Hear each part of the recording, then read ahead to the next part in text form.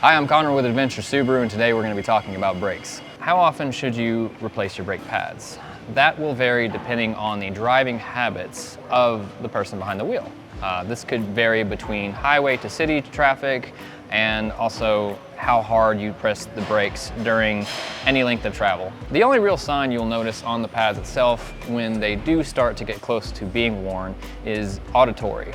There are squealers that they implement on these pads that will touch the surface of the rotor softly enough, not to damage it, but to let you know that you will be approaching the minimum thickness of the brake pad itself. On this situation right here, we see typically a very hard failure where the pad has been completely worn down to the backing plate, and this will actually damage the surface of the rotor.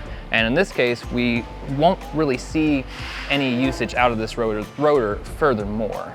With measurements, there is a possibility that we could resurface it, but the extent of the damage can be too great.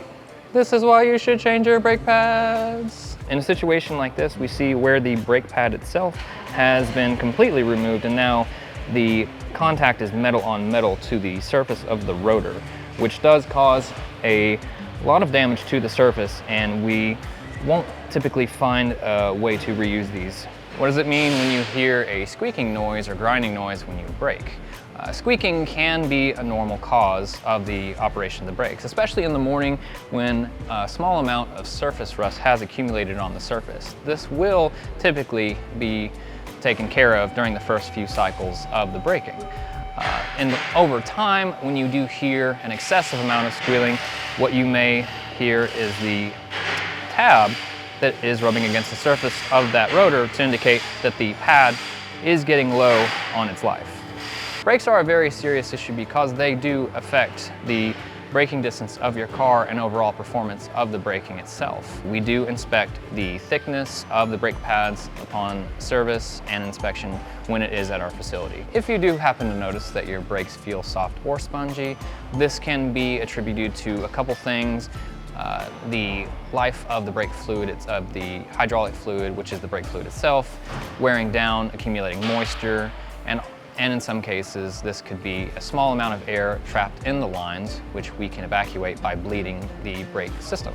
You will notice the warping of the rotor itself through a pulsation feel in the brake pedal when braking, and this can vary between high speed or low speed depending on the severity of the warpage itself.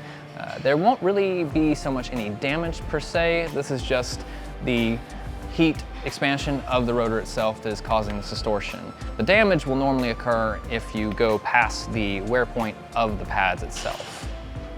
If you do happen to come across a situation where you do have warped rotors, you will experience a pulsation in the brake pedal and possibly the steering wheel when braking, or either a vibration or noise attributed to this. The purpose of the brake fluid itself is to transfer the force of the brake pedal in the car to the pistons in the brake caliper that will clamp the brake rotor. That will in turn be stopping the vehicle. Here is your brake fluid reservoir. We inspect it for the level and also the condition itself. Subaru recommends that the brake fluid be serviced once every 30,000 miles or sooner if necessary. If the fluid level does reach a minimum point, there is a switch here that will trigger to illuminate on the dash, which is the brake light for low brake fluid. Some of the better habits you may want to form while braking is to give yourself a little bit more distance from the vehicle in front of you so you won't have to hit the brakes aggressively or too suddenly. These actions can wear the brake pads a little bit more than normal. If you have any further questions, please give us a call or visit us online at adventuresubaru.com.